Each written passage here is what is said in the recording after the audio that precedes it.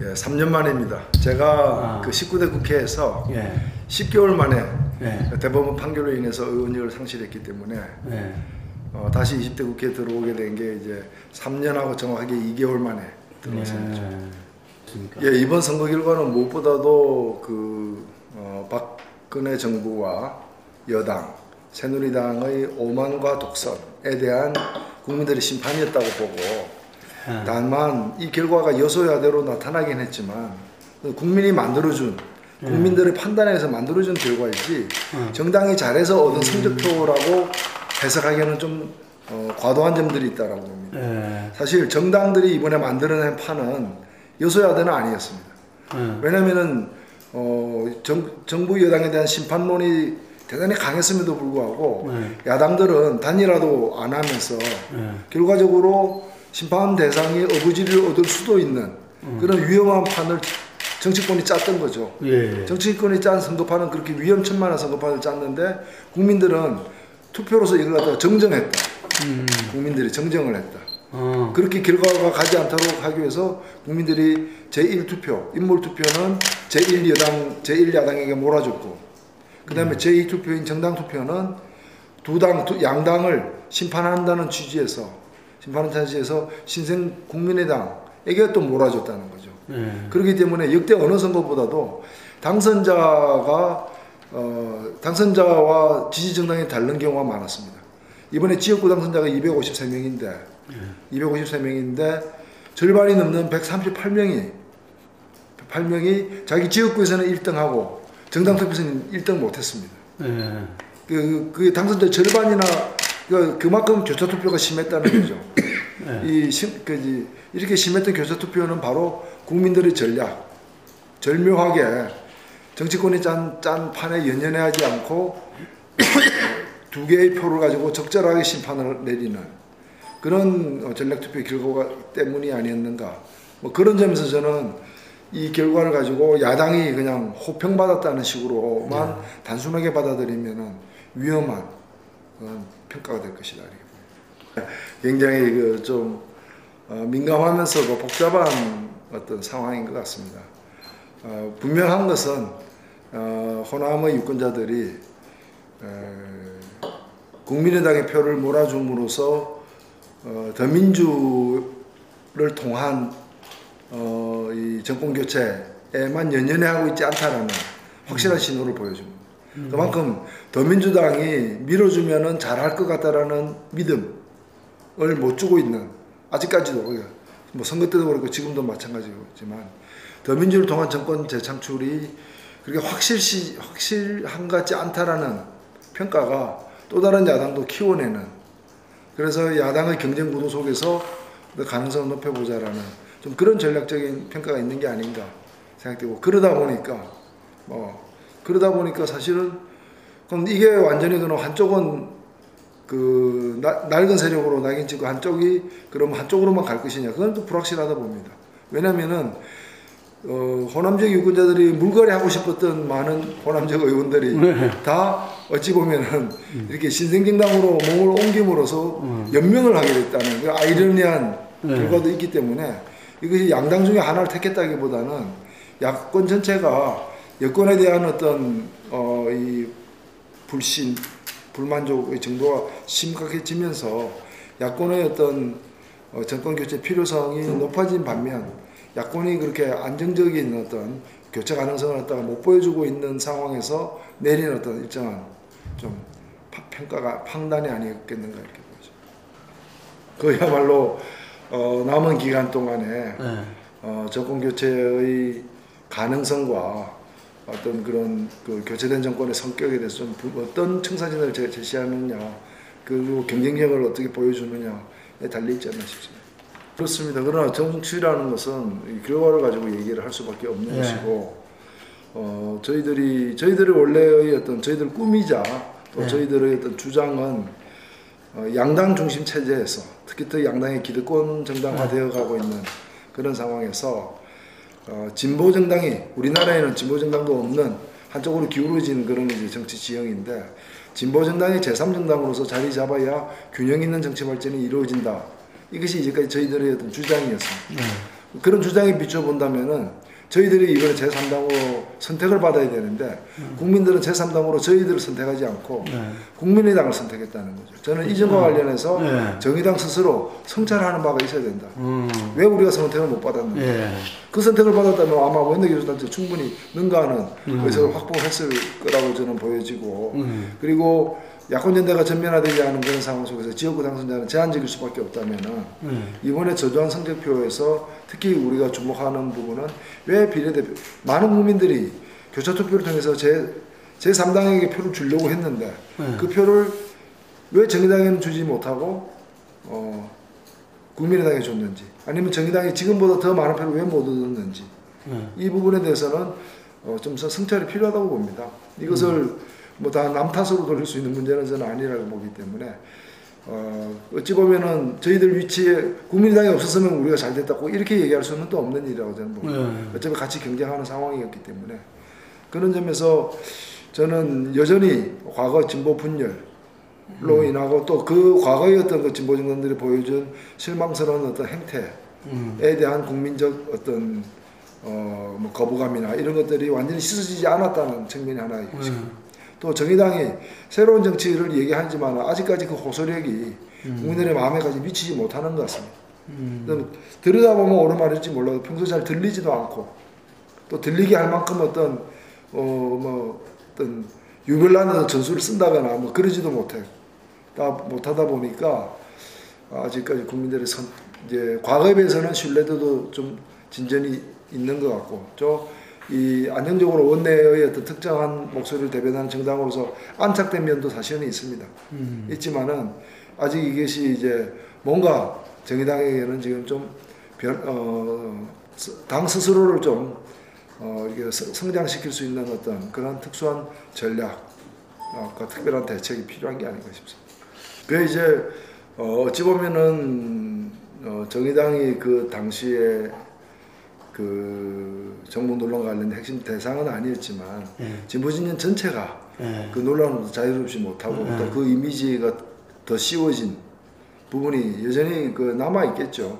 뭐 그런 면에서 아직까지 그런 여진으로부터 완전히 이제 뭐 좀 극복되어 있는 상태는 아니다라고 볼 수 있다고 보고 이 역시도 뭐 우리가 뭐 정보가 아니다라고 얘기해서 해결된 문제라기보다는 앞으로 좀 이렇게 좀 새로운 진보의 모습을 보여주는 여러 정책 입법 활동을 통해서 극복할 문제가 아닌가 보겠습니다. 거기서는 사실은 야당끼리의 대결이 될 수밖에 없었고, 될 수밖에 없었고, 저는 뭐 야당끼리 대결보다는 새누리당이 그 차지하고 있는 지역구를 좀 이렇게 돌파해내는 것이 여러 의미가 더 있지 않겠는가. 이렇게 판단을 해서 다른 지역구를 물색을 했고요. 또 하나는 제가 뭐 출마 선언할 때도 밝혔습니다만은 영남이 야권의 동토가 아니다. 여권이 철옹성처럼 이렇게 독점하고 있는 지역처럼 보이지만은 오히려 이 지역에서 야당 의석을 만들어냄으로써 또 그것을 확산시킬 가능성 이런 것들이 경남 지역 특히 경남, 부산, 울산으로 이어지는 영남벨트에서 이걸 만들어내는 것이 갖는 의미가 크다고 봤습니다. 저는 개인적으로 호남에서의 야당들의 쟁투는 누가 야권의 헤게모니를 쥐느냐의 쟁투라면은 영남에서의 야권의 쟁투는 바로 여당으로부터 의석을 뺏어오는 그래서 이 철옹성을 갖다가 아래서부터 벽돌을 갖다가 한 장씩 한 장씩 빼내는 그런 그 의미가 전략적으로 있기 때문에 이제 그런 취지에서 이제 저는 저희 창원 성산 출마는 한석으로 끝나지 않을 것이다. 이거는 다음 선거에서는 또 주변 다른 지역으로 확산되면서 영남 지역의 어떤 3당 통합, 이 김임산 대통령 3당 통합 이전의 야도, 야성을 갖다가 찾는 그런 출발점이 될 것이다라고 또 선언을 한 바가 있고 지금도 이제 그런 의미를 많이 부여하고 있습니다. 그 진보 진영 차원에서는 어떤 의미를 볼 수 있을까요? 진보 진영 차원에서는 그동안 진보 진영들이 분열되고 국민들로부터 외면당하면서 잃었던 의석들을 회복하는 그런 의미가 울산에서 지금 동구, 북구 또 창원에서도 있었고 앞으로 거제나 이런 다른 지역으로까지 이제 확산시키는 것이 중대한 과제가 되고 있다. 그래서 어찌 보면은 이 영남 지역에서 특히 영남의 그 산업지역, 산업지대가 밀접한 그런 지역에서 진보 세력들이 자리를 잡는 것은 어찌 보면 당연하면서도 또 그동안에 지체되었던 그런 진보 정치 세력들의 어떤 발전과 성장에도 부합하는 노선이다 생각합니다. 뭐 조직적으로 통합된 건 아닙니다만은 과거에 특히 진보 진영의 분열로 인해서 의석을 차지할 수 있는 의석을 놓친 적도 있고 그런 데 대한 뼈아픈 어떤 성찰 이런 것들이 있어 왔기 때문에 이번에 어려웠지만 쉽지는 않았습니다만은 제가 뭐 그런 민주노총 총투표 이런 데 응하고 진보 진영 후보 단일화에 어찌 보면 굉장히 불리할 수도 있는 조건에서 선뜻 응한 것은 그런 과거를 좀 한 발이라도 더 극복해보자 라는 뜻이었다고 생각됩니다. 예, 저희들은 기본적으로 대통합주의입니다. 그래서 진보 세력들이 여러 차이가 있음에도 불구하고 하나의 진보 정당으로서 이렇게 모여서 대응하는 것이 각각의 어떤 그런 주장들을 좀 더 살리는 데도 올바른 노선이 아닌가. 그래서 물론 이것이 뭐 강압적으로 할 수 있는 것도 아니고 한쪽의 뜻만 가지고 되는 일은 아니겠습니다만 저희들은 기본적으로 진보 통합에 대해서 대단히 적극적인 의지를 갖고 있습니다. 전적으로 당원들이 우리들은 당명은 개정 여부나 또는 개정 내용은 뭐 전체 당원들의 총회에 의해서 결정을 하기 때문에 뭐 거기에 맡겨진 상황입니다. 그러면 거기 뭐 계속 할 수도 있고 바뀔 수도 있고 뭐 이렇겠네요. 일단 뭐 바꾸는 걸로 당시 합의는 되었습니다만은 이 모든 것을 어떤 결정하는 권한은 당원들에게 있다. 일단은 근본적으로는 현행 교섭단체 제도가 과거에 소수정당, 신생정당의 출현을 막기 위한 그런 이제 이 권위주의 정부의 발상에 의해서 만들어진 제도입니다. 유신 때. 그리고 이렇게 높은 어찌 보면 의회 내 장벽을 쌓고 있는. 근데 국회의원인데도 교수단체 의원과 비교수단체 의원이 달라요. 마치 정규직, 비정규직 노동자처럼 다 국민에게 선출되었음에도 불구하고. 그리고 의사진영의 그 어떤 효율성이나 이런 걸 보더라도 20석은 너무 높다는 거죠, 사실은. 저희들만 하더라도 6석이지만은 정당 투표에서 7% 200만 표에 가까운 국민의 지지를 얻은 당이에요. 7%를 얻고서도 하나의 단위로 인정받지 못하고 국회 운영에서 원천적으로 배제된다는 것은 그야말로 민주적이지 못한 제도 운영이기 때문에 이 잘못된 교섭단체 제도를 갖다가 정정하는 고치는 것이 1차적으로 필요하다고 보고 또 이 제도의 어떤 변경 여부와 무관하게라도 저는 특히 야당들이 논의할 때는 뭐 여야가 다 같이 논의할 때는 몰라도 야당들이 논의할 때도 굳이 그런 걸 배제할 이유가 없잖아요. 그리고 지금 정의당 같은 경우는 국고보조금을 받고 있어요. 국고보조금을 나눠주는 기본 단위는 5석이에요. 5석 이상은 국고보조금을 주는데 이 사무실 배정은 10석을 기준으로 또 배정을 해요. 그래서 저희들이 대단히 협소한 국회 전문위원 방 2개 합친 것만한 방을 지금 국회의원 6명인데 제공받고 있어요.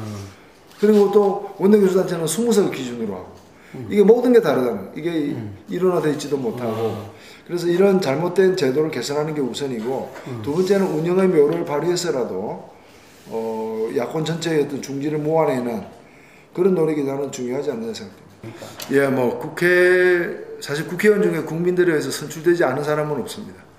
지역구 의원이든 비례대표이든 다 국민들이 선출해서 국회의원이 된 사람들인데 100% 다 국민들이 선출했다고도 볼 수 있지만 선출된 직후부터 또 국회의원만큼 또 불신의 대상도 없는 것 같아요.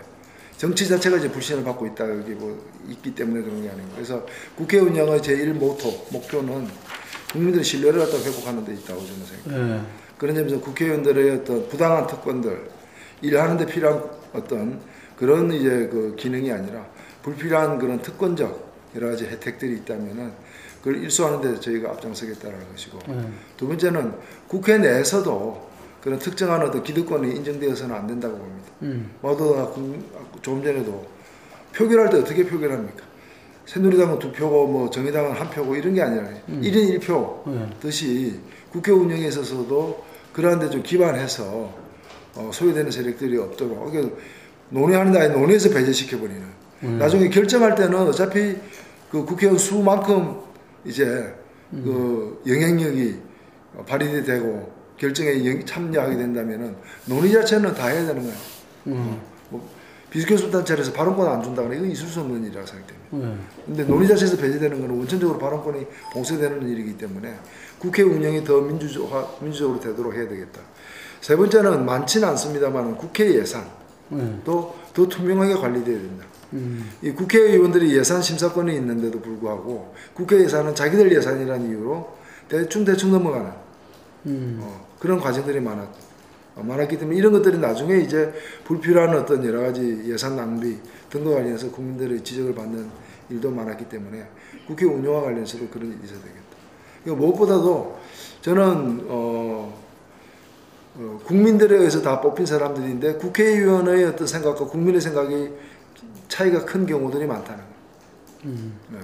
이걸 갖다가 좁혀내기 위한 어찌 보면 국회 내에 국민들이 직접 하게는 국민들의 의사를 좀 더 적극적으로 대변하는 역할을 정의당 같은 당들이 맡아야 되는 게 아닌가 생각합니다.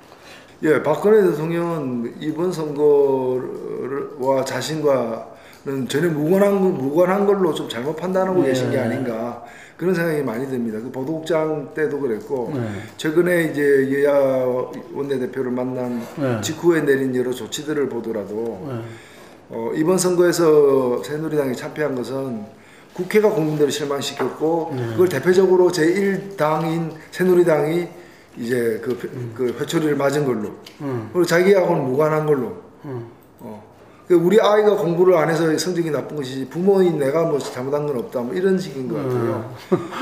근데 저는 그 점에서 굉장히 오판하고 있다. 왜냐하면 제가 알기로는 새누리당이 심판받은 건 새누리당의 문제도 있지만 박근혜 대통령의 당이기 때문에 새누리당이 출마가 박근혜 대통령이 출마한 건 아니지 않습니다. 저는 박근혜 대통령이 출마했다면 낙선했을 걸로 봅니다. 그만큼 이제 국민들이 박근혜 정부를 갖다가 심판하면서 새누리당 보고 잘해라고 한 것인데 그 총선 민의를 제대로 받아들이지 않는다면은 그거로 끝나지 않는다. 지금처럼 국회를 계속 좀 무시하는 과거처럼 무시하는 방향으로 나간다면 여소야도 국면에서 어떻게 되겠습니까? 저는 박근혜 대통령의 레임덕이 급속히 올 거라고 봅니다. 그래서 박근혜 대통령의 레임덕이 오냐 안 오냐의 문제는 박근혜 대통령에 달려있고 총선 민의를 갖다가 수용해서 국회와 과거와 다른 진정한 의미의 협치를 해야만 레임덕도 막을 수 있다. 저는 20대 국회에서 다뤄줘야 된다면 너무 개헌 문제가 이제까지 보면 선거에 임박해서 마치 선거용으로 이렇게 다뤄지면서 개헌을 위한 개헌이라기보다는 또 다른 목적을 위한 개헌 논의가 되면서 논의의 실효성이 되게 낮아졌는데 이제는 저는 무엇보다 그런 권력 구조의 문제도 있지만은 87년에 우리가 어쩌면 민주화를 다시 시작하면서 만들어졌던 상황에서 충분히 검토되지 못했거나 또는 향후 과정에서 그 이후의 과정에서 새롭게 이렇게 고찰할 필요가 생긴 항목들이 꽤 있습니다. 그런데 이런 것들을 포함한 특히 기본권 조항, 기본권 조항을 갖다가 이제 우리가 선진국으로 한 발 더 나아가려고 하는 국가적인 어떤 변천까지를 반영하는 그리고 또 통일에 좀 더 적극적으로 대비하는 뭐 그런 차원에서 그런 조항까지도 좀 더 주의하게 다루시는 그런 기간이 필요하지 않나 생각합니다. 예, 사실 그 한반도 평화와 통일을 위해서 노력할 의무는 대통령이 노력할 의무는 헌법에 나와 있습니다. 그렇죠. 그럼에도 불구하고 헌법적 어떤 역할을 사실상 그 방기하고 있는 것이죠. 특히 개성공단 철수 문제라거나 이런 거는 그야말로 아무 소득 없는 감정적 대응. 그 결과로서 우리가 뭘 얻었는가 하는 것이죠. 그리고 또 그 결과를 통해서 북의 어떤 태도 변화를 얼마나 끌어냈느냐. 결국에 박근혜 대통령 시기의 어떤 대북 정책은 실패가 확인된 거 아니냐. 그럼 더 그 부작용이 커지기 전에. 그러니까 이 부작용은 다 다음 대통령, 다음 정부가 짊어져야 될 짐이 되고 있는 것이기 때문에 저는 적극적인 정책 전환이 있어야 되고 최소한 조금 전에 김항식 전 총리의 언급 정도의 수준으로는 즉각 바뀌어야 된다고 봅니다. 이게 예를 들면 고위공직자들에 대한 고액 이 선물 등 고가 선물 등을 금지하면은 우리나라 경제가 아니 지금 우리나라 경제의 규모 우리나라 수출이나 수입이나 다 10위권이고 경제 규모가 20위권 안에 들어가는 나라인데 이런 큰 규모의 경제를 갖고 있는 나라에서 뭐 뇌물과 고액 선물 금지했다고 해서 경제가 휘청거릴 정도면은 그만큼 뇌물이 만연해 있다. 예. 우리를 먹여 살리는 건 뇌물이다. 라는 건데 그렇다면 그 말이 사실이라면 저는 그 말이 사실을 생각 안 하지만 그 말이 사실이라면 이 법은 더 강화해야 된다. 오히려. 그래서 빨리 이 뇌물을 근절시켜야 되는 거 아니냐라는 것이죠. 그리고 다소 이걸 금지시켰을 때 뭐 위축되는 부분이 왜 없겠습니까? 있겠지만 그렇다고 해서 그럼 우리가 담배 농가들 수입 늘리기 위해서 초등학생들까지 다 담배 피게 만들 거냐는 거죠. 아니지 않느냐라는 거예요. 그런 점에서 저는 이 문제를 경기와 연동시키는 것은 그야말로 엉뚱한 말도 안 되는 논리이고 그만큼 우리 사회가 고액뇌물에 젖어왔기 때문에 그 금단 현상 저게 없어 저 굴비를 안 받으면 저 한우 안 받으면은 생활하기 힘든 사람들의 어떤 비명소리에 지나지 않는다고 봅니다. 기본적으로 인력 조정을 중심으로 펼쳐지는 구조조정은 과연 그 구조조정 효과와 관련해서도 여러 문제가 발생할 수 있다는 것입니다. 크게 보자면은 한 두 가지가 있는데 하나는 조선업계 스스로도 한 2, 3년의 한파를 참으면은 다시 그 경계가 되살아날 수 있기 때문에 우리나라 조선업이 이제 겨우 값싼 노동력을 벗어나서 숙련도 중심으로 해서 상품성을 높여나가는 단계에 있느니만큼 인력 조정에 신중해야 된다. 특히나 이제 조선업은 앞으로 더 이상 볼 일이 없는 거 아니냐. 없애자. 이런 얘기까지, 극단적인 얘기까지 일부 언론에서 나오기 때문에 업계 스스로도 이 한파를 견딜 수 있는 어떤 여러 가지 어떤 대책과 지원이 필요하지 완전히 그러다가 사업 자체를 갖다가 철수하는 그런 사업으로 봐서는 안 된다라는 의견들이 많습니다. 그런 점에서도 좀 신중해요. 두 번째는 뭔가 하면은 이제까지 과정에서 보면은 정책 판단을 잘못했거나 또는 여러 가지 그 다른 나라에서 있는 정부 지원이 미흡하거나 등으로 공동으로 책임져야 될 부분들이 많은데 위기가 닥쳤을 때 가장 약한 사람이 가장 먼저 희생당하는 이것도 일종의 낙수 효과입니다.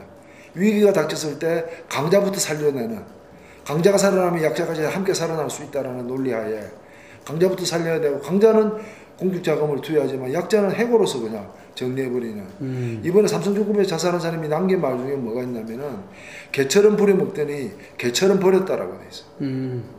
그래서 자기가 사내 하청에 18년째 근무하는 사람으로서 나중에 반야까지 승진을 했습니다만은 그 저임금 장시간 노동에 시달리고 근근히 입에 불출했는데 이제 경기 한파가 돌아오자 제일 먼저 그렇게 심하게 부려먹던 돈도 더 정규직에 반밖에 안 주고 부려먹었던 사람부터 먼저 자르는 그래서 가장 힘든 사람이 가장 먼저 이 위험선에 사회 안전망 바깥에 이제 팽개쳐지는 현실에서 택할 수 있는 게 그 중에 하나가 죽음이었던 불행한 상황이었던 거죠. 그렇기 때문에 저는 가장 힘든 사람부터 지금 그럼 저축도 가장 적고 저축액도 생활도 가장 어려운 사람이 가장 먼저 월급이 끊어지는 상황에 이제 맡겨지는 이 현실에 대한 사회 안전망측 대책은 뭐냐라는 것이죠.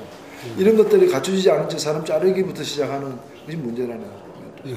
글쎄요, 그거야 뭐 방금 총장에게 달려있는 부인은 아직까지 안 했잖아. 안 나온다, 출마 안 한다 이 말은. 예, 뭐 제3자가 관측한데는 반기문 총장의 이제까지의 행보는 보통 그 대권의 뜻이 있는 사람들의 행보로 볼 수밖에 없다는 거죠. 그래서 본인이 뜻이 없다면 저는 확실하게 얘기해야 된다 봅니다.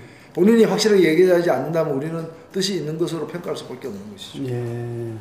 아직 뭐 저는 다시 국회로 이제 복귀한 지 이제 선거 끝나고 한 달밖에 안 됐기 때문에 정의당은 원내 유일한 진보정당으로서 자신의 그 집권 의지를 밝히고 또 자신들의 어떤 그 이 국가 경영에 대한 청사진을 국민에게 밝힐 의무가 있고 따라서 반드시 후보를 내야 된다고 저는 생각합니다. 제가 거기에 도전할 것인가 이 문제는 아직 시간이 있으니까 좀 더 많은 분들의 얘기를 들어보면서 판단을 하려고 합니다. 저도 폴리뉴스를 통해서 정치를 많이 배우고 있는데 오늘 여러분들께 인사드리게 돼서 반갑고요. 사실 대법원 판결로 인해서 의원직을 상실했습니다만은 제 4심 국민의 재판에서 다행히 무죄 판결을 받아서 여러분들을 위해서 다시 일할 기회를 갖게 되어서 정말 기쁘고 고맙습니다. 앞으로 진보적인 정치가 어떤 것인지, 또 우리나라가 더 선진국가가 되기 위해서 진보 정치가 왜 필요한지 이런 걸 충분히 잘 재미있게 보여드리기 위해서 노력을 하겠습니다. 많이 지켜봐 주시고 지도 편달 부탁드립니다. 감사합니다.